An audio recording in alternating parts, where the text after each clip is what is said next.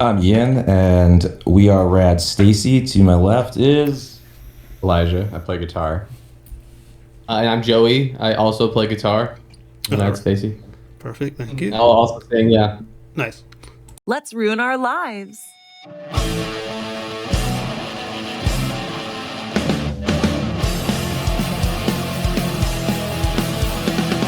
Getting pissed at high tides, chewing up like cyanide.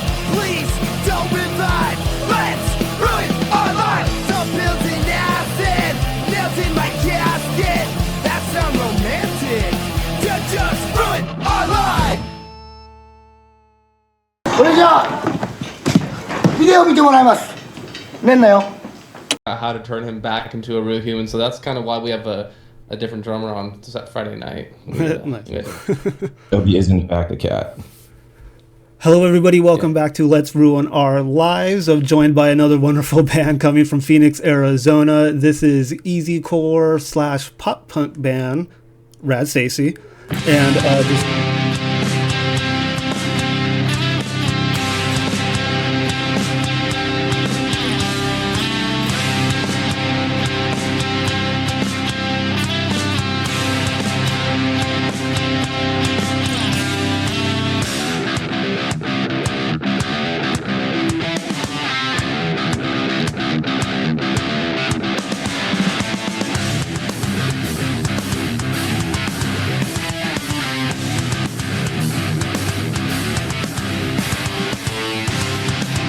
I know it's so hard to find all the answers that you want, but life's calling right now.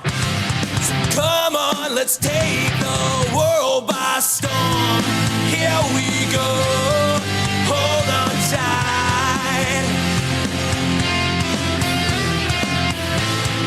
These are the rains, so take your life.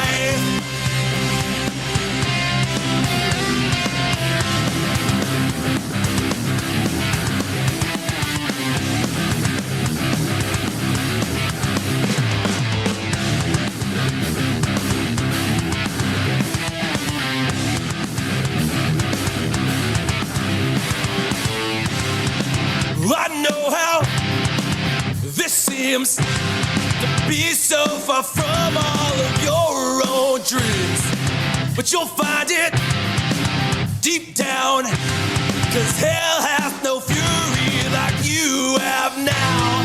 Here we go, hold on tight.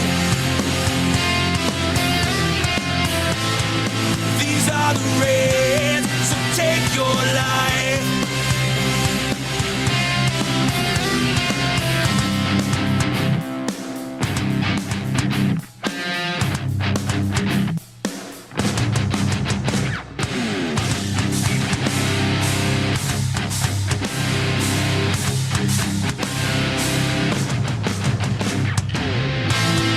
Here we go, hold on tight. These are the days that make your life so sweet and dead. Sweet and dead. Oh, you light fires, you'll be inspired now. One more time, let's go.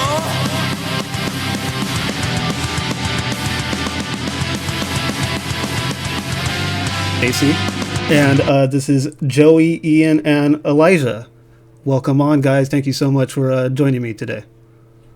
Hey man, thanks for having us. We appreciate Thank you. Yeah, of course. So, RAD STACEY. Why is there an E in Stacy? The E stands for excellence, which we try to wake up and piss every day. Nice. Sometimes we come out moderate to Severe. fair, but yeah, we try to do excellence every day. Perfect. And like, where does the name come from? Stacy. So, for those of you who are like action, like '90s millennial fans, and not fans of millennials, but millennials are like Right. like action movies. There's The Rock, which is like I would say on the Mount Rushmore of like 90s action movies. Okay. There's a scene, Oh. a very specific scene, Yeah. where Sean Connery's character is meeting with his daughter. And he walks up and he's like, "Are you?" I forget what his daughter's name is, but he's so, and she's then this girl, this blonde chick's like, "No, I'm Stacy. This is your daughter." And I was like, I wonder what her story is. So I was Right. like the name Stacy. Oh, okay. And you know, Rad is also in the brand. So you know, Rad Stacey. It sounds kind of good. Nice. The people like it. People seem to remember it. Yeah. So there you go, Rad Stacey. Throwback to The Rock, greatest action movie, or a moderate to exceedingly good band. Nice. I like it. What The Rock is that about Alcatraz? Yeah, it's one with Nick Cage and That's right. Sean Connery when they go and they have to rescue Sean Connery. Nice. Yeah, they have to like save a bunch of tourists from crazy Marines led by Ed Harris. Oh, okay. Right. Directed by Michael Bay. So, you know, you can't go wrong. Oh, I didn't know that. Nice. Okay. Let's see. Okay, so how did you guys come together as a band, and how long have you been playing? Together. Joey only communicates through song lyrics, unfortunately. That's good. Soundboard built in the brain. He's like Bumblebee from Transformers, another great Michael Bay feature. Good fact. How do we come together? So it kind of starts, you know, boy meets boy, and two different bands back in like, God, it was like 2016 or 17, something like that. So there used to be this amazing venue called the Rogue Bar down on like Scottsdale Road. And the band I was in at the time was called The Disconnect, and he was in a band called What Separates Us. And we just, on like a Thursday night, just had a one-off show together, and I liked the ways they sound, vice versa. Had some drinks together, and then just kind of became friends. And then for the next year or so, played a lot of shows together, on the road together, and then I ended up producing his band's a couple singles for them. Oh, cool. Then, as things do, like my band kind of just disassembled and fell apart. So did his. And during COVID-ish, I was talking about getting a new project together and wanting to start something. And Joey and I were just talking about it. And at the time, we needed a drummer because I was on bass, and then the other founding member, Grayson, he was on guitar. And then Joey's like, "Well, I play drums." And I'm like, "That's crazy. We didn't know that." And he did. He's an amazing drummer. That's originally how Rad Stacey started, was just kind of a three-piece. And then Joey, you can tell them how you ended up singing. Well, I opened my mouth and then I like made like a noise That one day. works. And then I was like, dude, I can sing. No, I'm just kidding. Well, yeah, I guess, I mean, yeah, playing drums for Rad Stacey was dope. And that was actually like this is the first band I actually seriously played drums for. Okay. So like, you know, I had like done things for my church and things in bands, you know, back in the day, like, you know, like just high school stuff, you know, just for fun. So anyways, this is like the first thing where that like kind of challenged me to like actually like articulate the what I heard in my head, and kind of, you know, as a drummer you like have to like get the rhythms in there right, and you know, make everything sound not like weird and robotic, you know, so it's got to have like a good flow. And you know, I like look up to like Travis Barker and Taylor Hawkins and RAD, you know, those are like my role models as far as like drummers go. And yeah, so anyways, I like just studied them a lot, and so that like kind of bled over a little bit into what we were doing, and helped kind of give me a little bit of a personality, and it formed into a cool little thing. And anyways, yeah, we were actually out of band members one night for one show, and we were like, dude, well, we got to play this show. And I was like, well, I can grab an acoustic and we can throw some songs together. Like, I know a few covers, and it actually, like, we played Brett from Something Outrageous, I remember, was in the crowd, and we just, it went off. Like, it was actually like a lit, like, acoustic, Nice. like bopper, you know. Somehow it went really well. So that just like was a green flag in both of our brains. Like, dude, we should do this, and then find other people to fill in the rest of it, because that was probably the most energy we'd had from a show in a while. Because I mean, we've been playing shows with our old buddy Grayson. He was awesome. You know, Grayson was dope. He was a great guitar player, great energy. But you know, as bands do, you know, you find this flow, and so it was just like a new breath of fresh air, you know, and kind of gave us some new ideas, which at the time, you know, I think we kind of needed because we were playing together for 2 years at that point. Yeah, so they were kind of like 18 months or whatever. Yeah. And we're just like, we should co-vocal this. And I was, because my thing was like, Joey's a great writer and a good singer. Yeah, and just the crowd reaction. A lot of it was also just the banter between the two of us live. I was like, this works really, really well. Okay. It's fun. Yeah, it worked out like naturally. Just it was like, you know, people like seemed to like it, you know. So when you say banter, like, are you guys like making jokes or provoking the audience? Like, it's both. Pulled my dick out one time. No, yeah. We just like our chemistry like on stage is how we do like how we roll between songs and the energy of how we like can feel when the next song should start, and you know it's just, I mean, Ian's the teacher by day, rocker by night, and so he like has that natural you know, he knows how to entertain a crowd, you know, so and so that fills in the blanks for my like random bullshit that I say, because I'm like, I don't know how to pick it up. Ian's like, well, this is the next song, you know. Sure. Yeah, we kind of built off each other that way. Like when we play shows together, when he was in What Separates Us and I was in The Disconnect, you know, we would play, and their band was much better musically than we were, and we would just put on a crazy show. So we kind of brought both of those. So I kind of feel like I elevated Joey's like comfort level with interacting with the crowd and interacting with another, like having another person on stage, like a friend on stage to interact with, and then he raised a bar where it's like, okay, I have to actually play really well and sing really well to keep up with him. Over the last couple years, now it's actually, you know, it's worked itself out. We're actually being both co-frontmen. Has brought out the best in the entertainment for a live show, and then the musicianship in a live show, but also like when we record and, you know, practice, having to keep up, you know, with each other in a positive way. And I could tell that he, you know, with all the stuff we've been writing lately, yeah, we feed off each other in those ways, like, because I don't know, I feel like as a producer, Ian's, you know, and as a musician, he's phenomenal, but especially that producer element.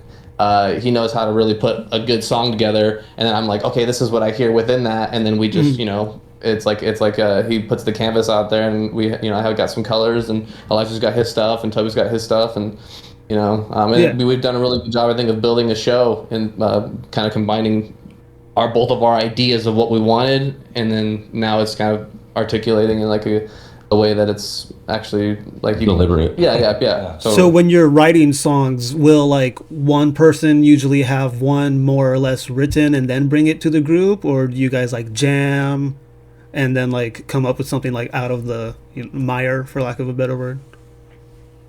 Up until this point, it was kind of, so for Vibrighter, which we released almost a year ago, last December. Dang. Joey had some songs written, and then I would, a lot of that album was, I had music written, but I was like, you could come up with something way better vocally and lyrically than I'm gonna do, because I'm like tapped for right now. It's like, here's the songs I want to do, and then, you know, the guys were like, yeah, we like those, let's put those on the EP. I was like, hey, here's a handful of songs, and then he brought the ones, he's like, this is what I did for Creeping Sleep, this is what I did for Somebody Too. There's that kind of mix, and now with our writing, with the newer stuff, sometimes Joey will come in with just a whole song to me, and then we'll sit in our studio and bang it out. Work out all the kinks and how it like it's gonna really sound, because like the producer element comes in, you know, he helps me, like, I got some good ideas, but it's like, let's structure this, you know. So it's a mix, and a lot of times I will, and same thing, like I'll have a song and I'll just write it and like, here's what I got, what do you guys think? It's chill. But right now, Joey and I are kind of, like we were saying, it's kind of finally synthesizing into something where we're actually writing with intention. So we're working on songs where Joey and I are literally putting pieces and ideas together and deliberately writing a song that we're both writing, like musically, we're both writing lyrically. And because usually those have been mutually exclusive and not for any specific reason, mostly just comfortability, ease of flow. I'm like, yep, that sounds like a song. And then like, here's some critiques here, like on, you know, different little arrangements, but nothing big. But we're actually putting together songs now purposefully, where it's like, yes, both of us are trying to, as a challenge too, because it's not the easiest thing Right. I think it's a positive challenge. 100%. To be like, okay, here's my vision for my lyrics, here's his vision for his lyrics, and being like, okay, how can we actually turn this into a concept? And then like, here's a riff I wrote, and he's like, well, here's this other cool lick that can fit in there, and trying to make it work in a way we've never co-written like that. It's always been, hey, here's the music for me, Here's the song. write some lyrics. Or he's like, here's the music with my stuff, do like a background or a something on top of that. Cool, here it is. And he's like, cool, that sounds good. So now actually being able to be comfortable being a next level of critical with each other to bring out the best possible musicianship Right. That's what it is neat. And it's kind of awkward, but in a good way. Like, it's definitely a positive challenge. Yeah. But it's been literally years, I would say, to get comfortable enough to be like, okay, let's get involved in each other's process. And I think it's like the rewards are they're gonna be fucking phenomenal. Right. Yeah, they're turning out. It's a lot of fun. Honestly, it's like good challenges.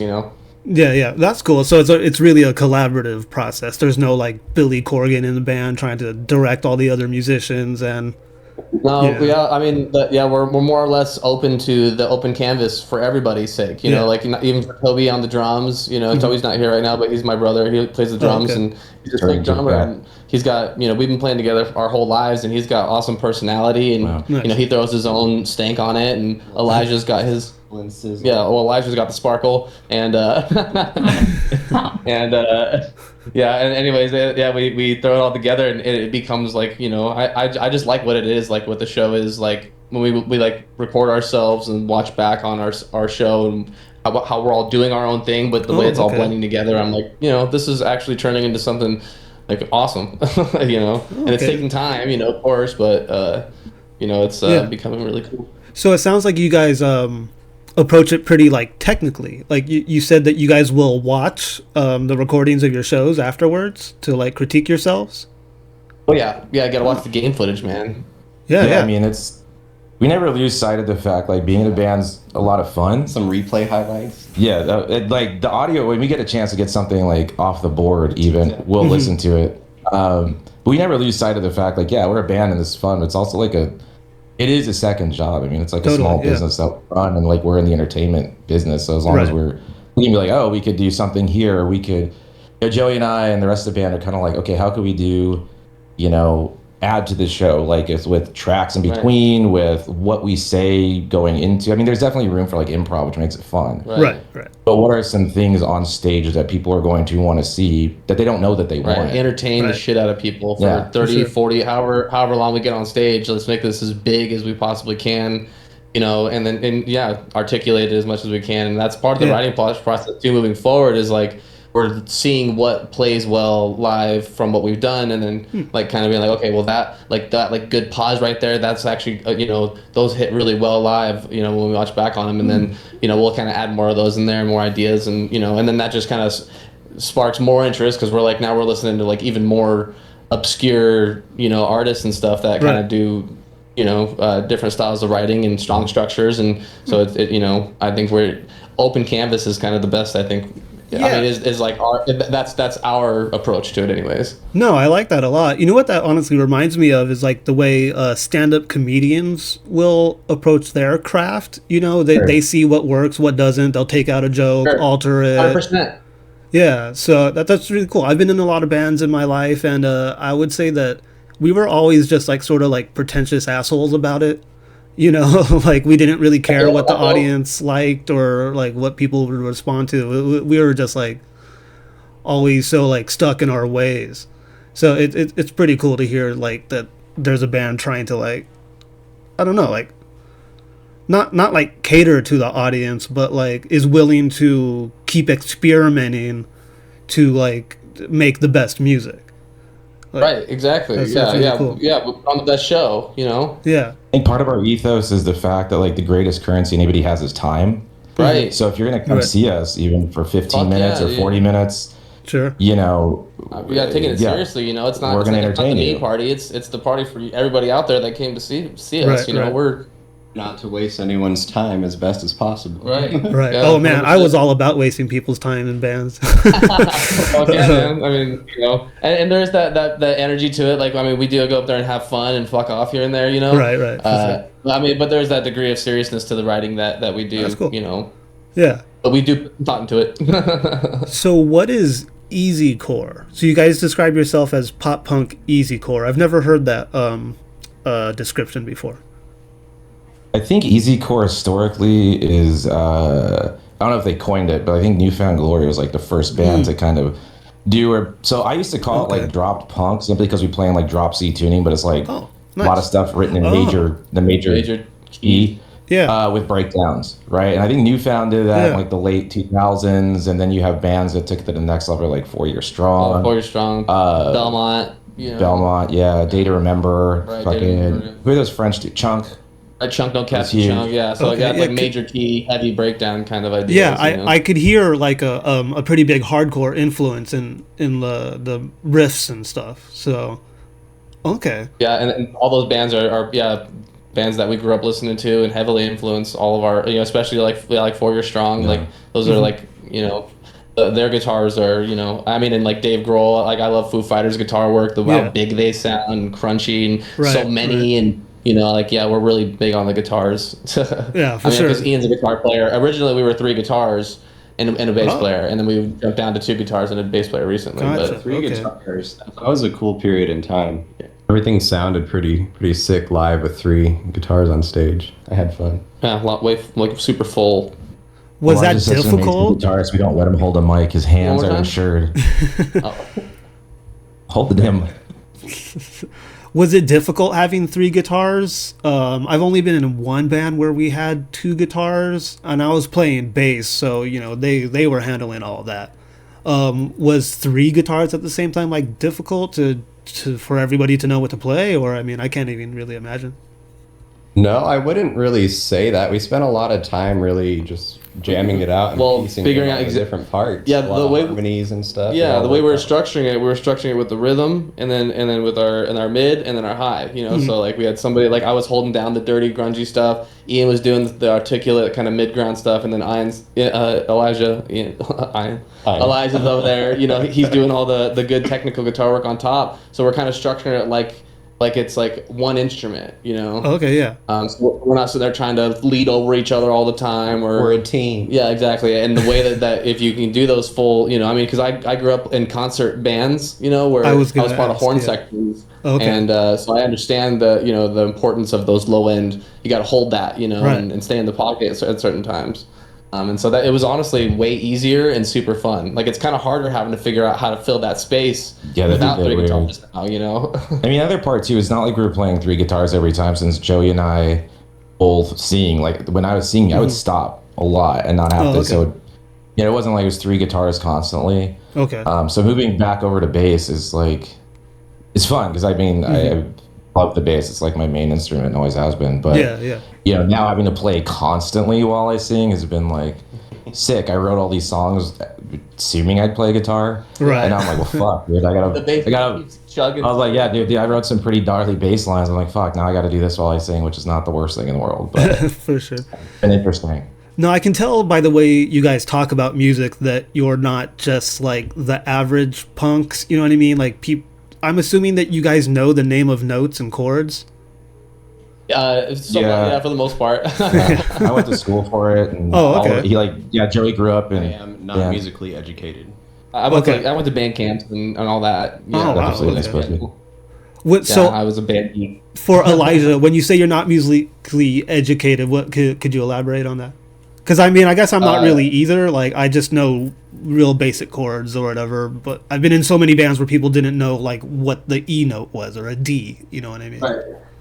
Yeah, like I couldn't like tell you what a note is off of listening, but I can figure stuff out pretty quick. I'm definitely not a classically trained musician, self-taught for years, but yeah, I have a good ear. I can find the circle of fifths is still a mystery to him. Yeah. Yeah, I can't comprehend that. Or like a minor seventh. I'm like, my pinky doesn't reach that far, Yeah. Sharp 9 out of 11. Come on now. Been doing all that. So I'm still not sure what easy core is. So the music. I'm sorry to interrupt you. So like the music was kind of like heavy in a sense. I really dug your guys' riffs and everything, but the singing was definitely like more relaxed, I guess. Also, I saw that you guys were voted most positive lyrics by Control Alt Space. Sick. Yeah, the music records goes. Yeah, That's cool. Oh, nice. Oh yeah. Yeah, that's pretty cool.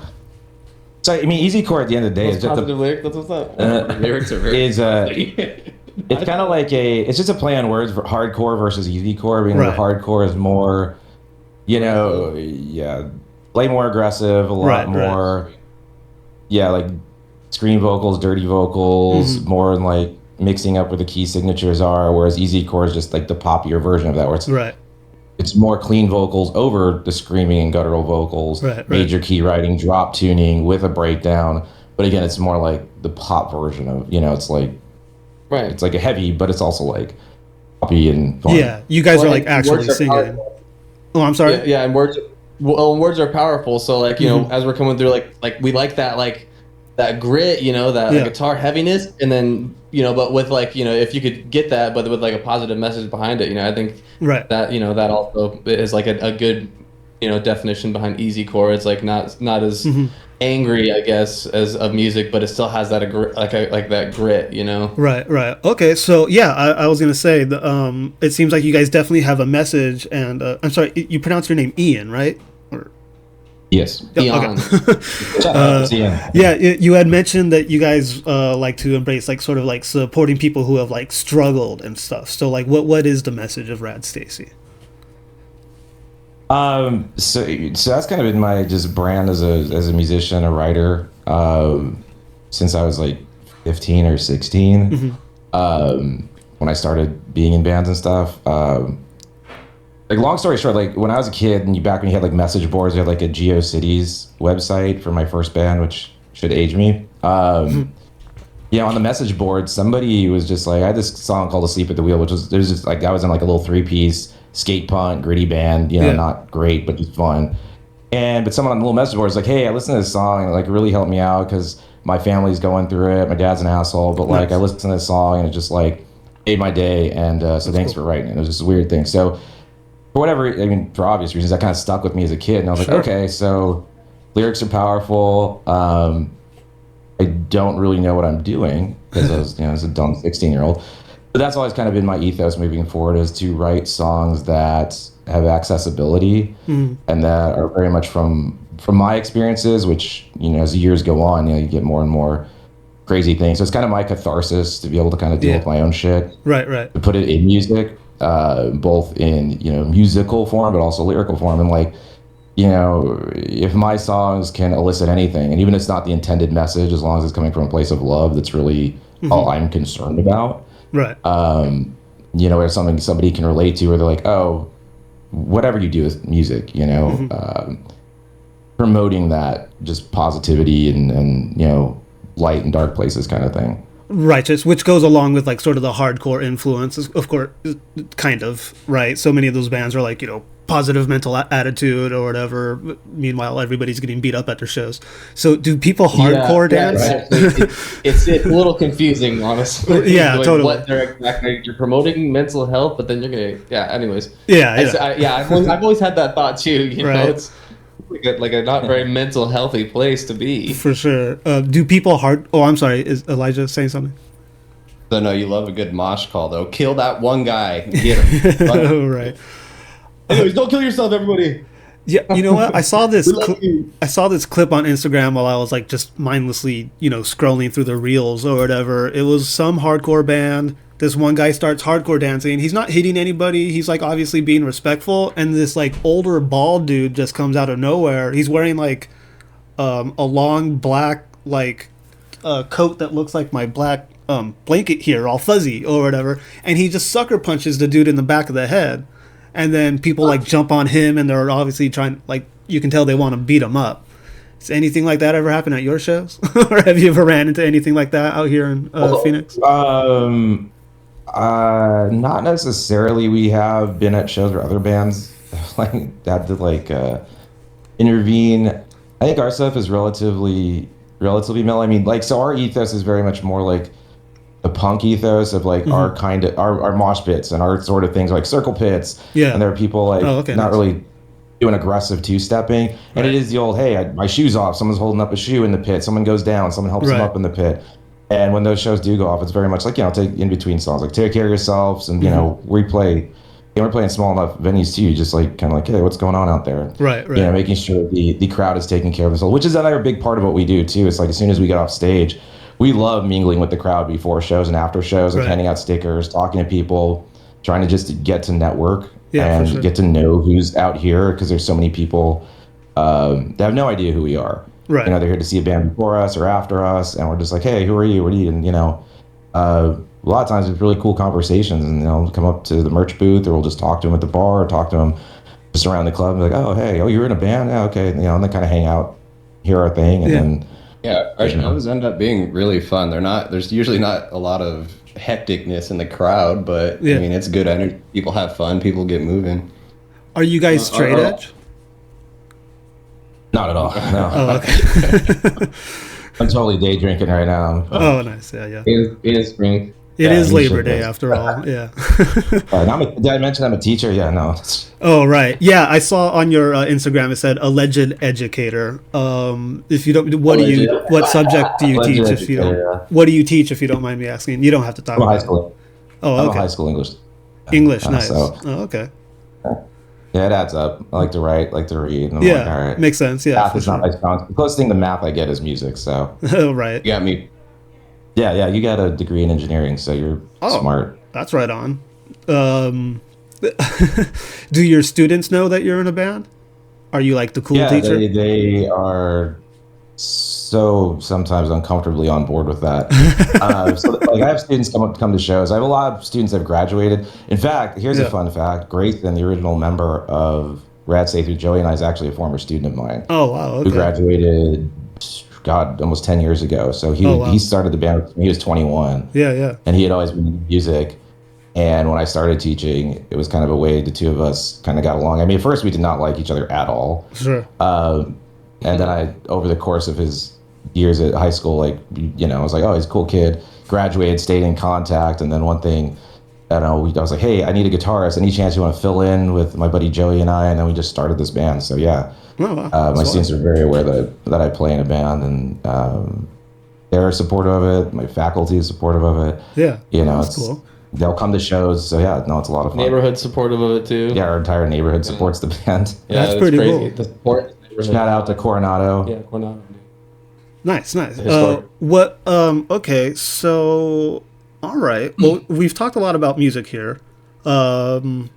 I usually ask this question at the end, but I'll ask it right now. Would you guys, and you could all answer separately if you like, would you rather attend the Gathering of the Juggalos or Burning Man? This is a great question. Let Elijah answer this first. Bro.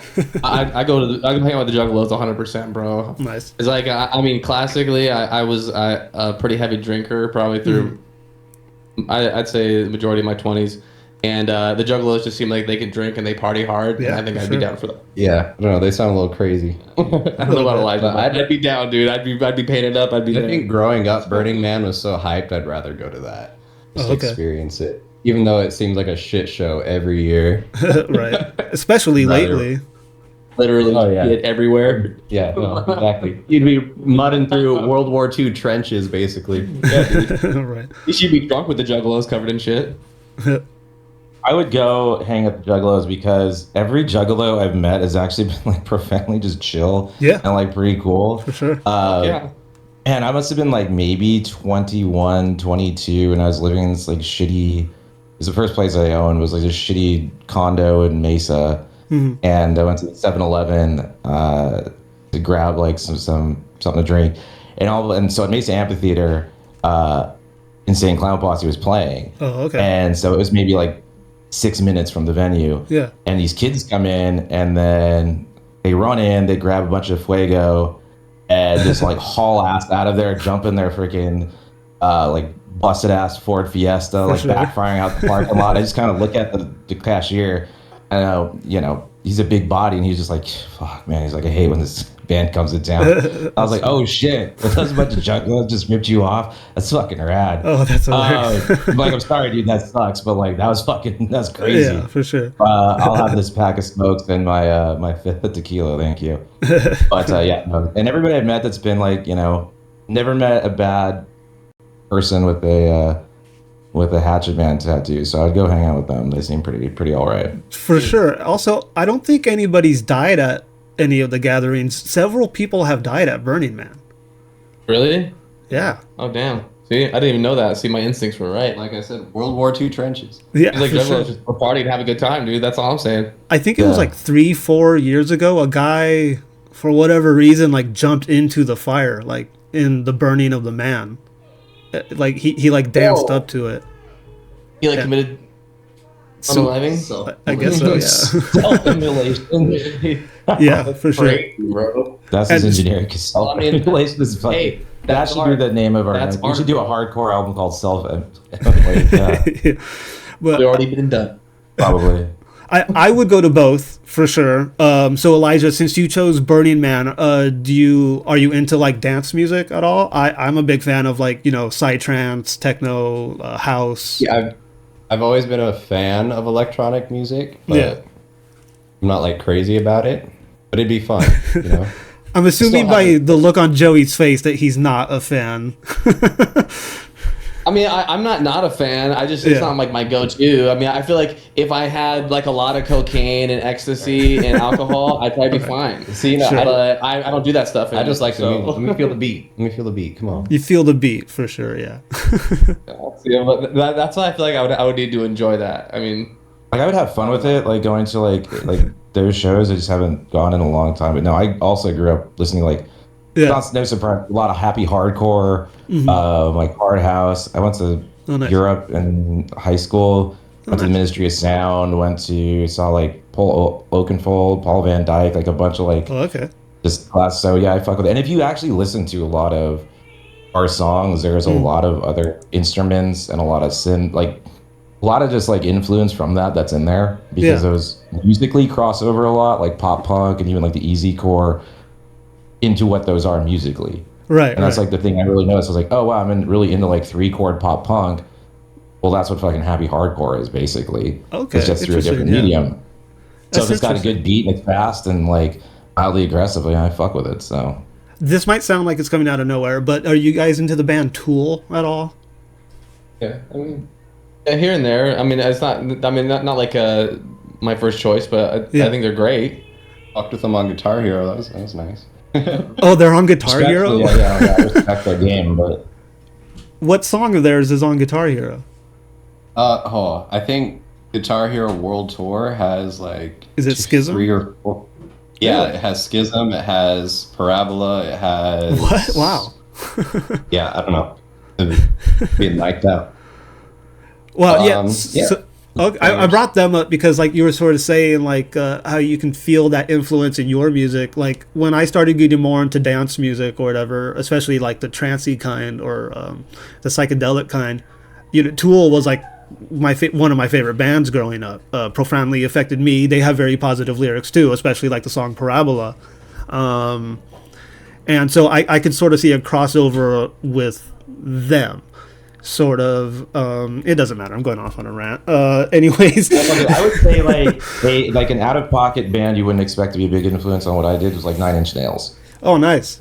Right on. A huge Trent Reznor fan. Yeah. From more of a producer composer standpoint, like when he did the Social Network soundtrack, I was like, fuck, that's the sort of thing. Awesome. Like, but yeah, I would say if you're looking at bands that you wouldn't expect. Mm-hmm. Like not to be a fan of, but like to be an influence directly into how I write and what I'm into is definitely would be Trent Reznor stuff, especially coming out of all of his, personal life stuff that he writes about. Right. Yeah. Was very much part of that. So like funny story. So I used to carpool to school, and I was like a freshman. I was carpooling with a senior, and so he would throw on like. So that's back when we had like CD changers. So like you just kind of like do shit that way. So we'd listen to like Haas from Lagwagon. Mm-hmm. And then the next thing that would come on was like Perfect Drug, 9 Inch Nails. Nice. So dude had an eclectic, but I was like, dude, these both fuck hard. Yeah. So I would, that's that. I would say that's a band that an artist who, really specifically plays into a lot of what I've. Yeah, no, I'm a big 9 Inch Nails fan too, especially a Trent, amazing producer, like you said, composer, songwriter. Do you guys do any like unexpected covers? Scooby-Doo. Some random ones. Nice.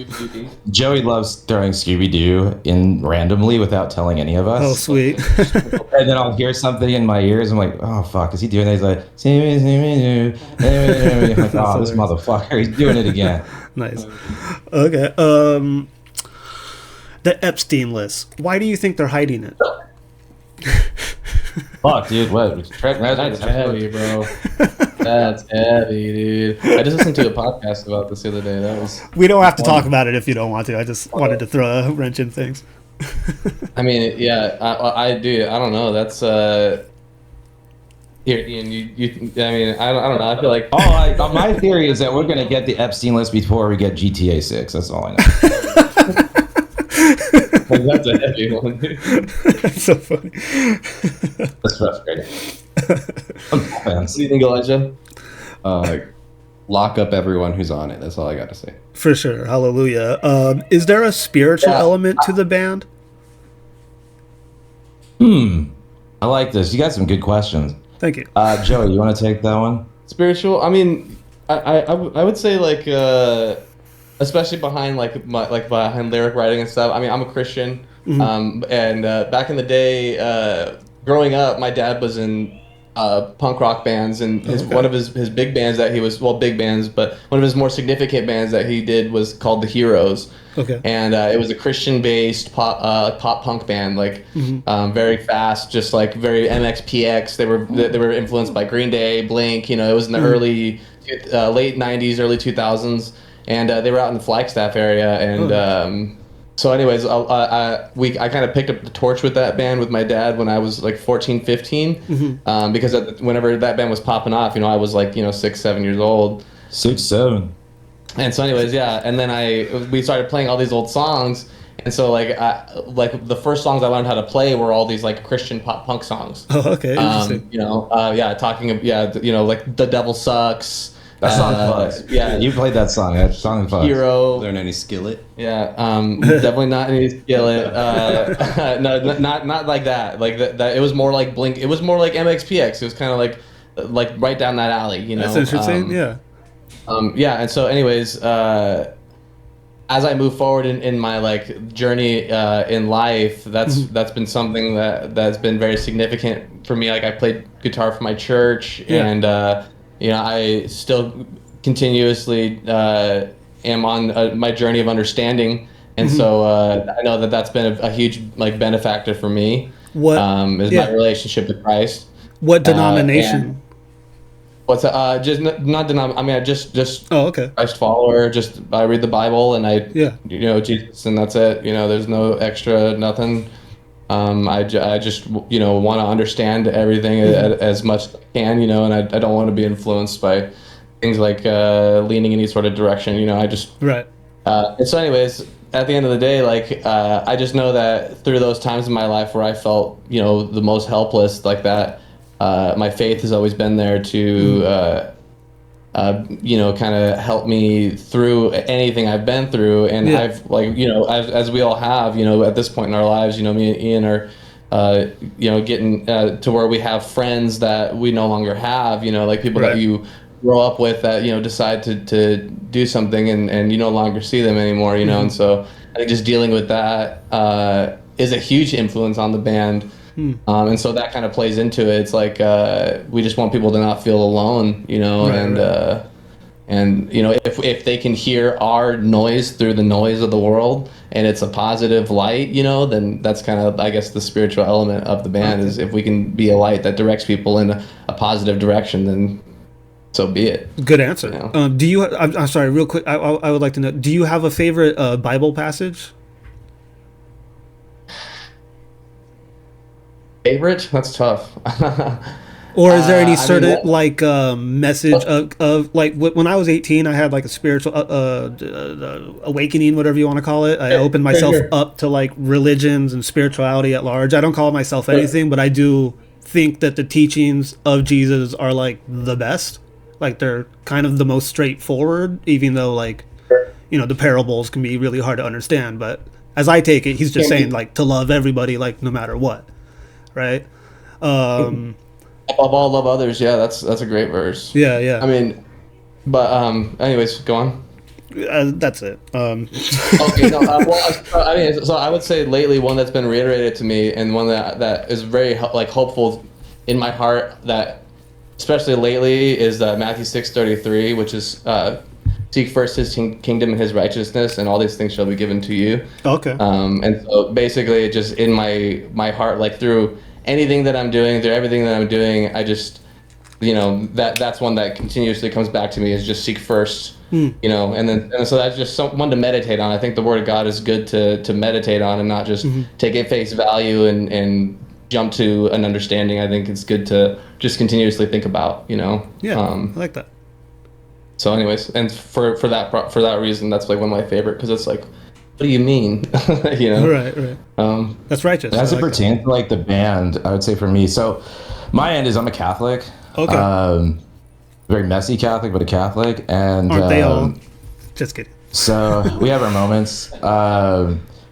So I would say like the concept of the 99 is something that as a teacher is a big ethos of mine, but also as a band member. The 99. So if you're a shepherd and you have a flock of 100 and one goes missing, you're going to go leave the 99 to bring that one home. For sure. Right, and that's kind of the ethos. So like I went to Catholic school, I was Jesuit educated, and one of our big tenets being like 2 out of 5 of them are like open to growth and like loving, which is like where my whole thing just as a person kind of comes with, I'm trying to, I never want to butt up, especially as a band, because we have lots of friends obviously in the scene that we play with locally and just like all over, and for the most part like a lot of it's just music, but sometimes there's political views and like social views, religious views that are not exactly the same, not necessarily bad in any sense of the word, but I'm always constantly like out there and when we talk to people that are in the crowd too, like, where are you coming from? Like, what is your story? Never closing off the dialogue of like having true argument, which is just like, I might not agree with you, but I want a better understanding of where you're coming from because you inhabit the same world I'm in. But the also loving part coming in to like what we do. Like, there's never any moment where, we're trying to have an agenda, which can be interpreted as like wishy-washy, but it's like, well, no, I mean, we stand by what we stand by. Yeah, we're practicing like goodness, we're practicing kindness, we're practicing, fellowship. Yeah, like how to be a good person to people, because at the end of the day, nobody really, like you can put a period at the end of what you say, but nobody really understands any of it. So I think it's good to continue to bring people in and be like, dude, like let's all be here together. I mean, at the end of the day, we're here together. I mean, we know that. Oh, it's pretty rad too in the band, because like we have all sat down, or even Joey and I will, and Elijah will always have a conversation. Toby will, he'll have a point of view, as a Christian, and I'll have a point of view as a Catholic. Right. And there's some of the best conversations we have to grow as a friendship, but also just grow as like knowing each other as people, being like we definitely disagree on some things, not like an insane way, but just interesting. But like, and that I think the ability in a band to be able to. Because obviously religion, politics, big hot button issues in friend circles and in life. Yeah, for sure. But to be able to have that level of comfort and transparency with each other is something that's like, that really does drive this band, which is why we are able to do what we do. And then I think that manifests itself in our music and our shows, where it's like, yeah, dude, we all know where each other stands. We all know what each other are into. And we're just trying to bring that level of positive discourse. Right. You're not seeking answers, you're seeking knowledge. Right. Nice. I like that. Have you ever had people react negatively when they find out that you're Christian or Catholic? Not at all. Oh. Yeah, no, not really. Oh. Like, it really depends on the situation, but typically at shows, when it pertains to RAD STACEY, not even a little bit. I wear my cross right around my neck, and I have Jesus, I have a cross tattooed on my neck. I mean, I'm not afraid, to admit that to anybody, and we don't really put anything in people's faces. Right. Yeah. I'm not like, hey, we're not sitting there being like, Jesus, everybody, read your Bible. For sure. Like for me, I look at my penis. I'll just. When you put 2 penises like this or a cross, no, like Me personally, I was raised in a Mormon family, so and I no longer associate with organized religion. But, I love these guys and their standpoints and their beliefs, and I love learning about it. It's really nice getting their point of views on things. It's fun. Nice. And it makes a dynamic friend group, which then again manifests itself in the music that we do. Because at the end of the day, it's literally just a bunch of dudes who are friends who also happen to like be in this band together. Yeah, no, that's just righteous. I like that a lot. That's a very good attitude approach towards life. Okay, you gotta love the people that are around you. Yeah, you know? for sure. Yeah, that's awesome. Okay, I was gonna ask a question about: have you guys ever played at the 44? Yeah. We're not laughing at the question. There's just been like, or at least for me, so like I've seen like the posts on Facebook and we've about that comic. So like, my thing is, sorry, were those posts about that comic? They're all right. Yeah. So as a guy who also acts as the manager of the band and does like business shit, right? It's show biz, not show friends. But when it comes down to it, I've never played there, so I have like no opinion other than it's all hearsay. Right. I mean, and meaning that from like a legal standpoint, like it's. What's going on? 44. I don't even know what that is. Hang on, we'll get to it. So my answer being, like hearsay in the sense, like not to dismiss it, but like I don't know. Yeah. I have never worked with the people there. The closest I've ever got is knowing bands that have played there. Right. I've never broached the topic because at the end of the day, okay, everything leading up to this knows that we're not about like the money, obviously. But if it makes money, it makes sense from a business standpoint. And we just don't have a following out on the West Side. Like we don't, there's not a lot of venues out there. Right. We'll play a bar, we'll play a backyard, we'll play at a gas. We don't care where we play if there's people who want to see us. Right, for sure.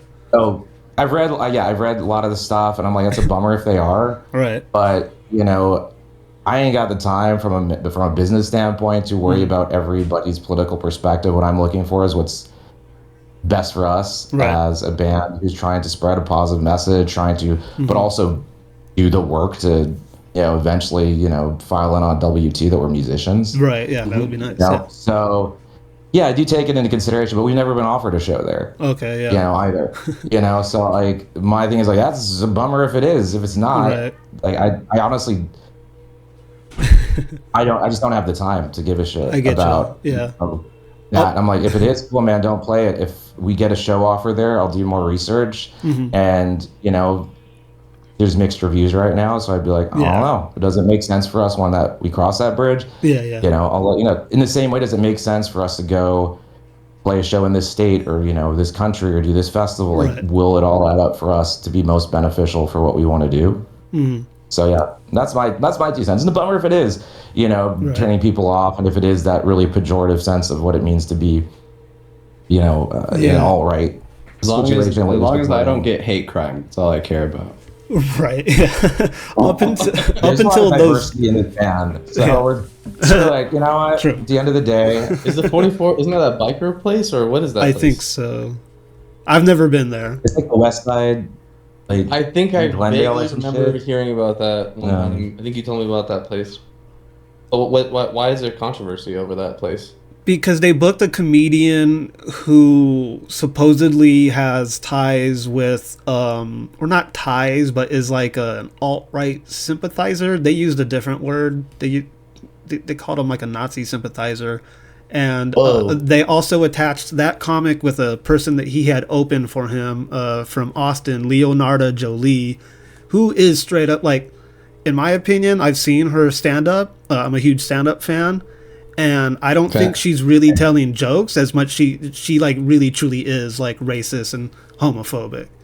Like, and she's sort of using the comedy as like a guise. I'm not one of those guys that's like, everybody should be canceled for having like edgy jokes. I like really, really dark humor, really edgy stuff. Like the Skankfest is by the Legion of Skanks. They're known as some of the most offensive comedians that work. But with, that sounds pretty skanky to me. But with that comics opener, whatever her name was, Leonardo Jolie, you can tell she's actually hateful or whatever. And so that comic, Quinn Dale, got booked at the 44.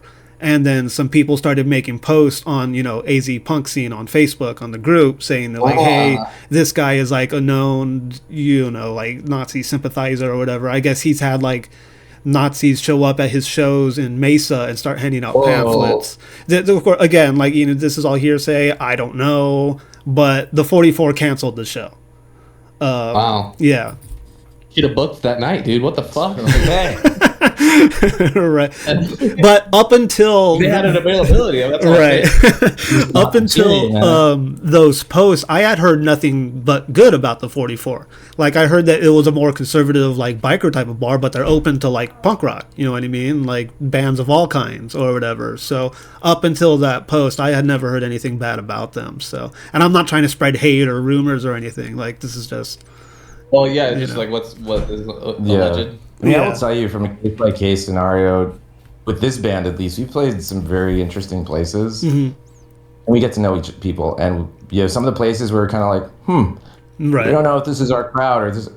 Fucking some of the best shows and some of the best people we met. Yeah. It's not saying anything, but I mean, I remember one of the craziest things when I was like 21. I wasn't in this band obviously, but like I was on tour and I was in the middle of Indiana and we played South Bend, and these people that were at the show, it was like a Friday night. And they came to say, hey, we didn't have a show booked the next day. And they're like, hey, we have a big show tomorrow night in this area, like in like west or east of South Bend. And my mom is from there, so we were staying at my aunt's house. And I told them about it because my parents had come down from Philadelphia to just kind of see us because they knew we were on tour and just like, support us. Yeah. And my dad was like, he was from Chicago and from like, I don't know Chicago well enough, but it was like, he grew up like in like the hood of Chicago. Right. And he was like, yeah, I remember that place. He was like, you sure you want to play there? I was like, nah, these people seem really chill. So we pull up to this place, and it was myself, it was our bassist, was 3 guys, and we're kind of looking around, we're like, damn, there's a lot of like Doc Martens and shaved heads up in the motherfucker. Yeah. And so we're talking, and then eventually I started talking to the guy I met there, and like, oh yeah, sorry, we don't like alarm you. I get it, yeah. So we are skinheads. Okay. Or like sharp skinheads. Oh, okay. And then he explained what the whole sharp movement was, and I was like, that's chill. Maybe if you led with that instead of bringing us out to like the fucking Goonies. And it was a great show. So at the end of the day, like that was actually a formative moment. It's like, keep your mind open, use your wits about you. For sure. There's terrible people in the world, and we don't want to associate with that. But at the end of the day, it's got to be a case by case thing. And for sure. I got nothing. We've never worked with them professionally or even been out there, in a patronized place.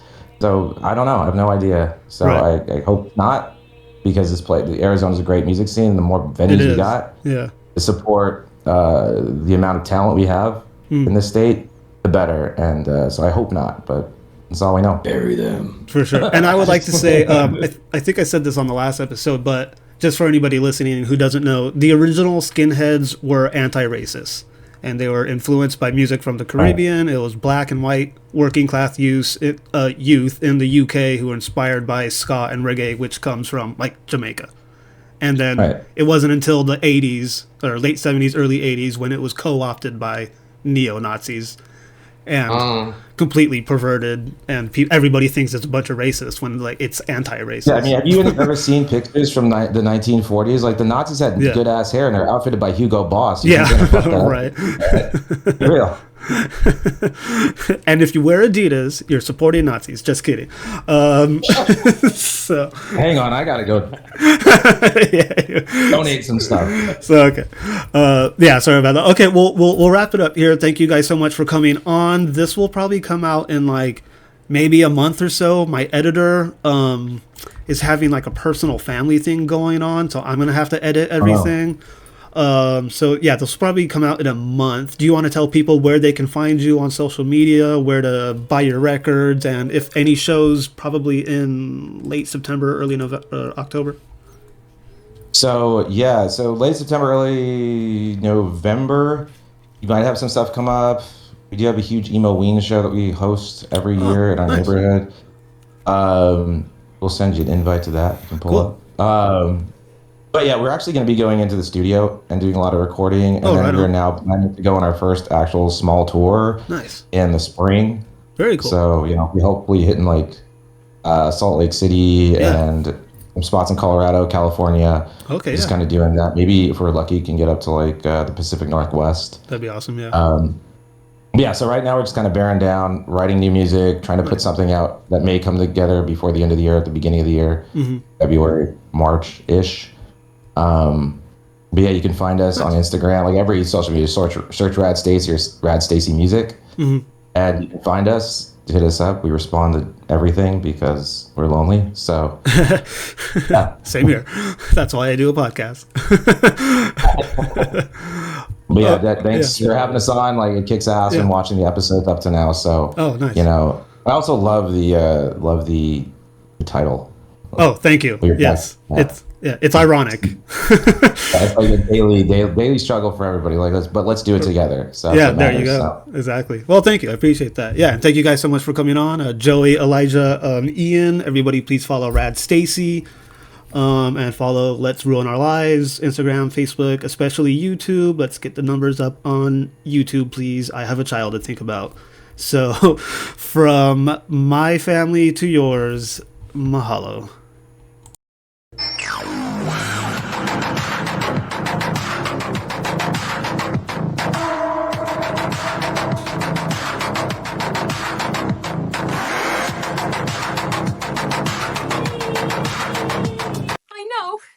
But I'd rather be blind in heaven than sighted in hell.